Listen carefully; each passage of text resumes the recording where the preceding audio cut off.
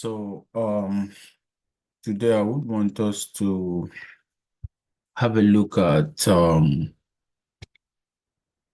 how we can actually implement code from papers. More or less, some of these paper from top-notch journals like IEEE Transat, ACM, and so on and so forth.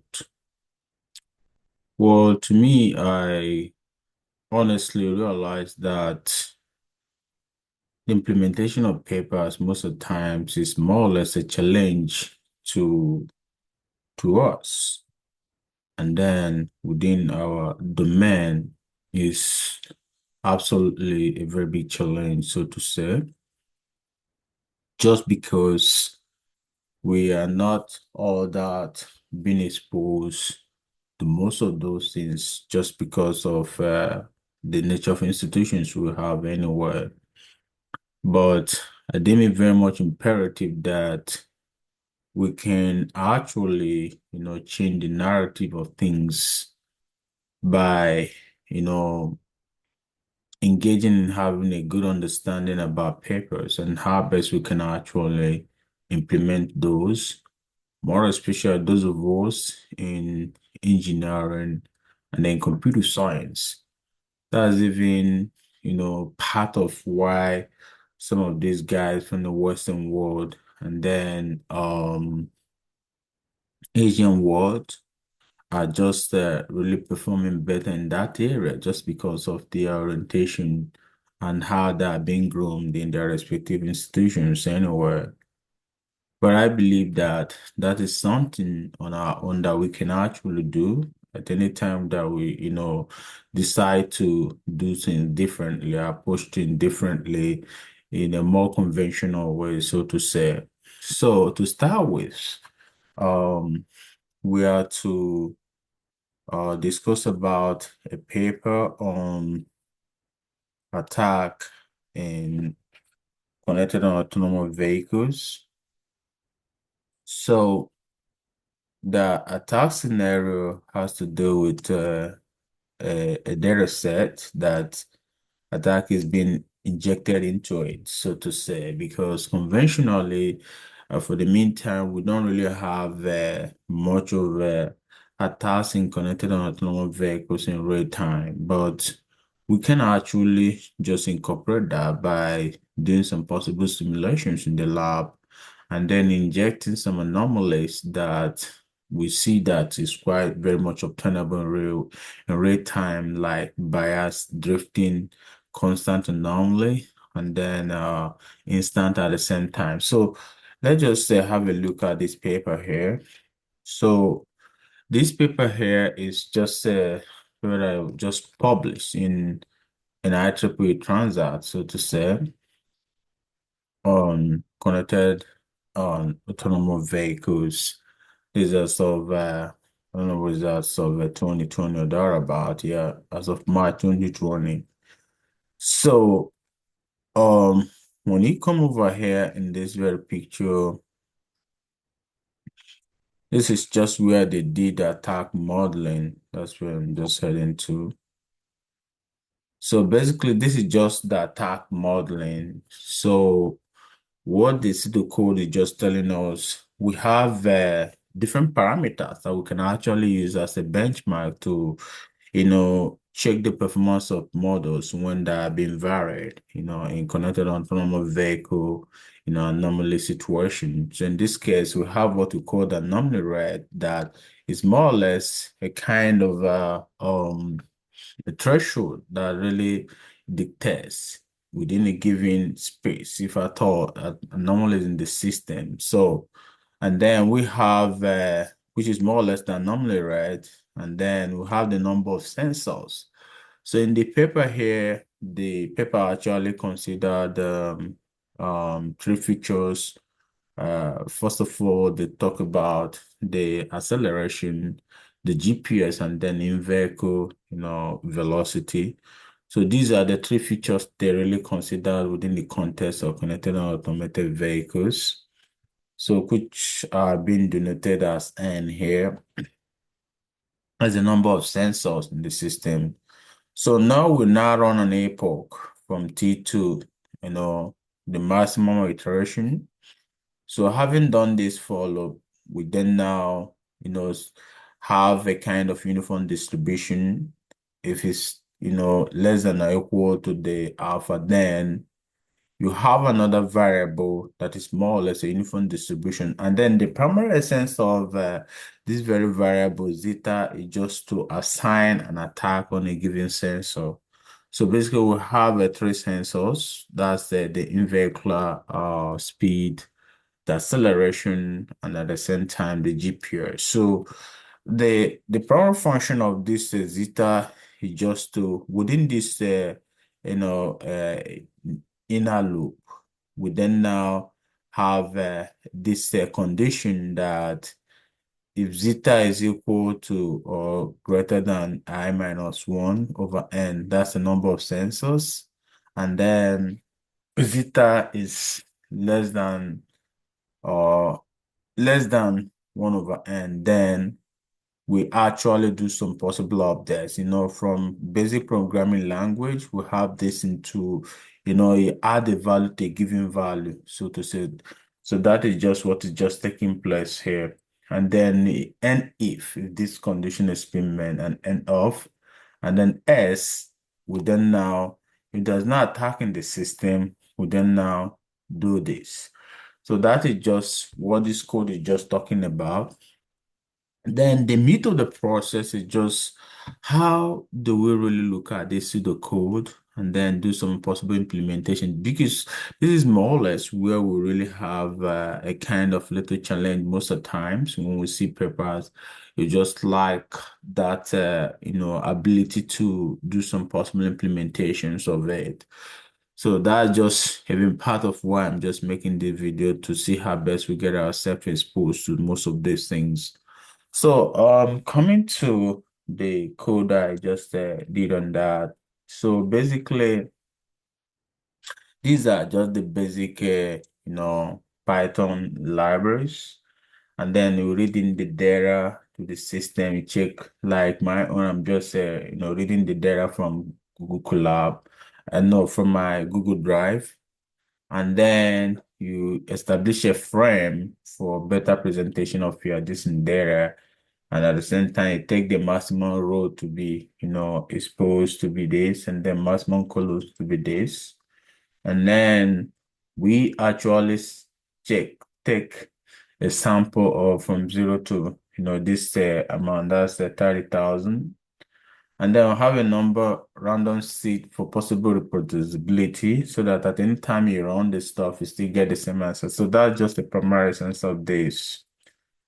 Now, we actually, from the data set we have here, we can actually do some possible, indexing to select a particular feature that we really want, and then make it to be in an array format by having dot value to it. So the same thing is very much obtainable to the GPS speed and then that of in-vehicle longitude acceleration. Now, from our paper, just like I rightly said, we're just considering only about three features or maybe three sensors in this context.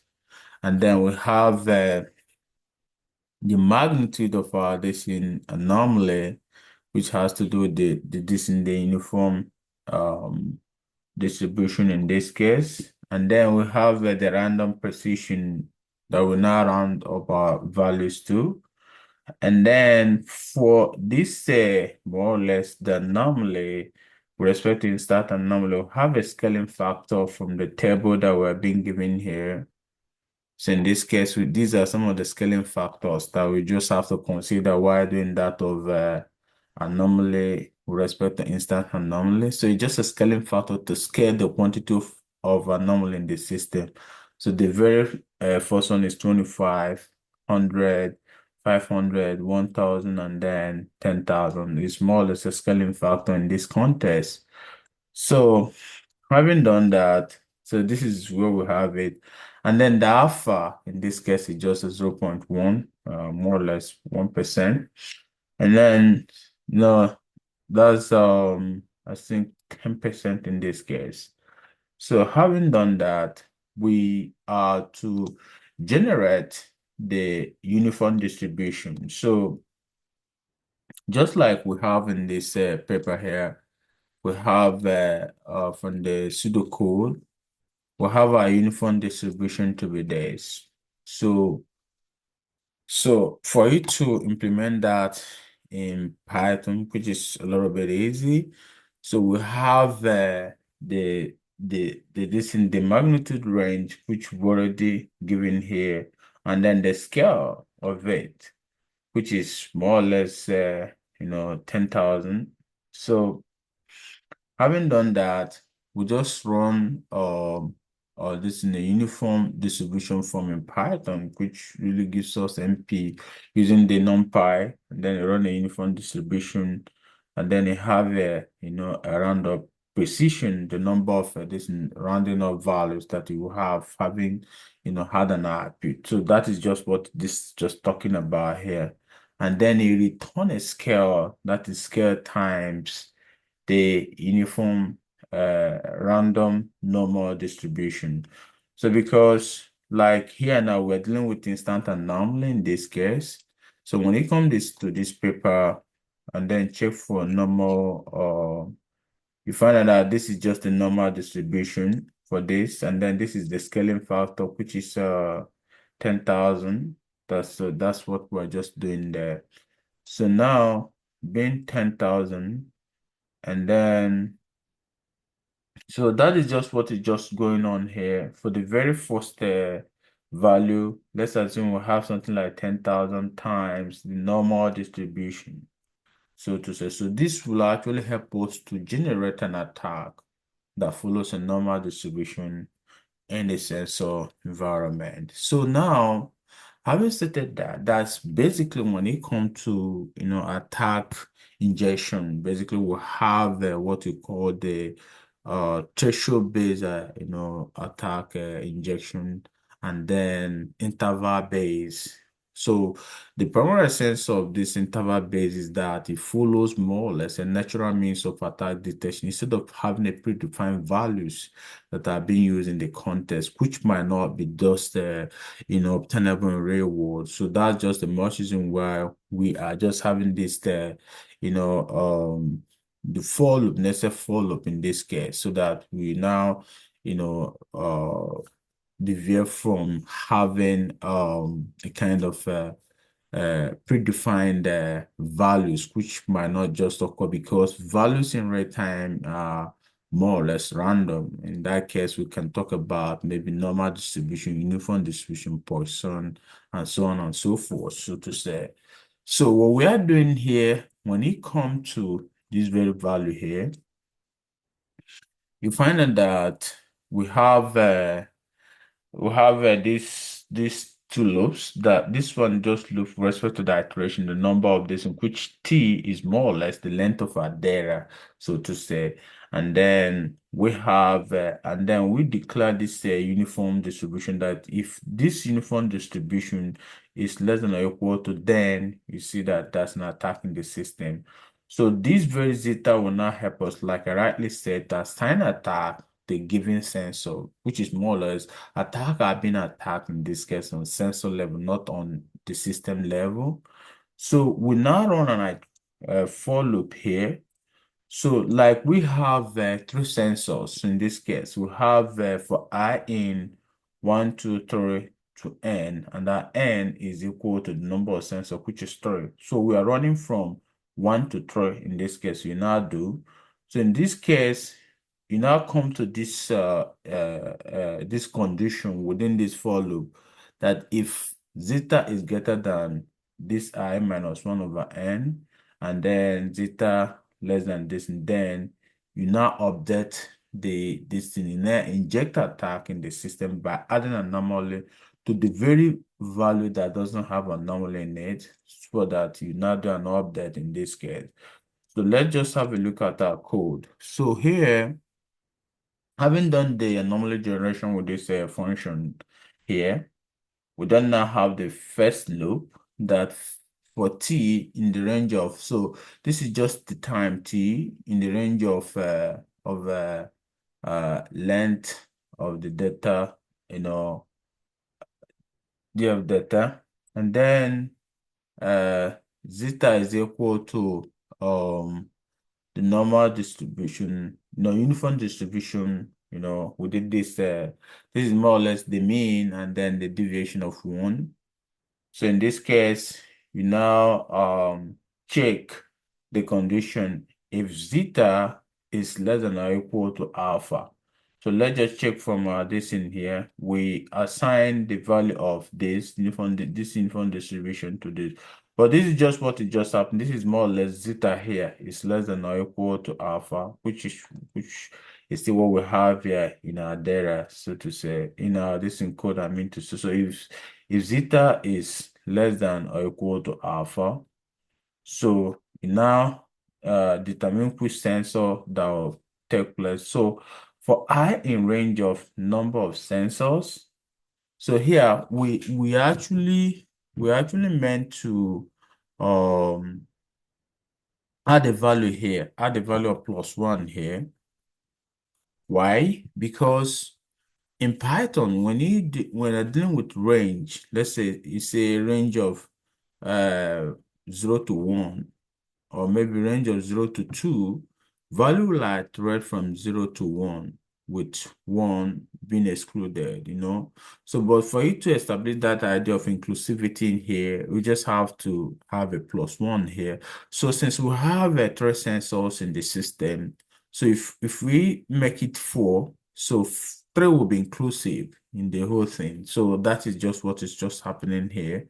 So when I say for I in range of number of sensors +1, so number of sensors is 3 plus 1, that is 4. So 3 in this case will now be inclusive, in the sense that what is just happening here is that all the sensors will now be inclusive in the whole process. If you now remove this one, we'll only be dealing with 2 sensors instead of 3 sensors. So that is what is really taking place here. So having done that, we then now check this condition, right? So what I did here is this, like from the very paper here, we have zeta is less greater than or equal to I minus 1 over n. And then, so to balance the whole thing, I just add 1 here, which will now cancel out this -1, and then add 1. So in other words, instead of being from range of I-1 to I, it's gonna be I within the range of I plus 1. That's maybe 1 and 2, something like that. So in this case, when you come over here, we'll have it to be I over the number of sensors, which is 3, and then just one moment, yeah, which is 3, and then plus I plus 1, just to balance the whole equation over the number of sensors. So in this case, having done that, you then now try to generate an anomaly in the system with respect to this normal distribution that involves some scaling process, which is more or less this. So having done that, we then now so having generated an anomaly in the system, so we then now we have about three sensors. So for I equal to 0, like normally in Python indexing start with 0. So you now say if I equal to 0, we now have our in-vehicular this in sensor. So we then now add an anomaly to it with respect to this time interval, because this is more or less we are looping with respect to this with this time. And then else, if I equal to 1, we then now consider the GPS. And for 2, we then now consider this. So if all these conditions are met, we then now break. Or you can as well say else, maybe that's not normal in the system. So having done that, we can actually do some slicing to print maybe the last 10 values for all the 3 sensors in the system with respect to this slicing in Python.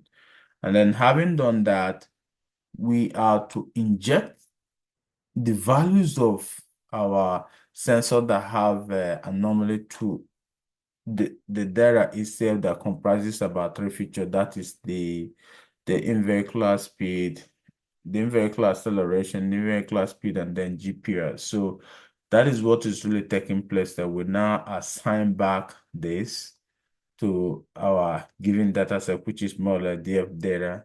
And then for you to have it in CSV form, that is just the way you go about it, So that is just all for the paper. But at the same time, we can actually do a lot of modifications in the system. Maybe like in this case, we have the anomalies being independently, receiving some perturbations independently. But at the same time, since it's quite independent, there's just that possibility of that the sensors having multiple perturbation at the same time. In this case, maybe one or two or three, sensors can be perturbated, maybe can be triggered but normally at the same time instead of just doing it independently. So in that case, we can just have some possible modifications of our code. In this regard, here, instead of just having only but this, we can have maybe the three of them here, and then the other one based on the intensity of the attack, because from our assumption we have it that if the probability of attack in the system is just very much high, it then implies that there's the possibility of all the sensors being affected. So this actually decreases maybe with lesser attack density in the system. When I say, okay, in that case, it's only about two sensors might be attacked with one being excluded. So the same thing can be possible here. So that is just the way we can actually establish a kind of simultaneous perturbation of our data, which maybe that would be something that I will actually, implement the code and then show us how we can actually go about that next time. We can at the same time have a kind of multiple classification process, because in this case, we only have only but binary classification that is just coming out in the system. So in that regards, we can actually establish the idea of having multiple multi-classification. In that case, each of these conditions goes with appending the value of one to the system. In this case, you can say here under here class output underscore output, you know, uh uh I say dot append, something like that. Append the value of 1 to 8. Because at any point in time, we have an anomaly in the system, we have it to be 1. So we can append all the values to each of these, conditions. In that case, we have a multiple, this anomaly in the system that will now result to multiple anomaly from different sources, from maybe from different features, which might just result to, multi-classification process. And just like I said, we can as well have a kind of simultaneous, data, perturbation, which is another way we can actually have something very new from what we have here. So that is just all about this. So hopefully that maybe some other time we can look into the paper to see if there's a way we can actually bring something novel from what we have here to add to research. So that is just all I have for the meantime. Thank you. And then hopefully that will meet some other time to discuss some other tasks that we can actually, observe or maybe experience in the realm of connected and autonomous vehicles. Thank you once again.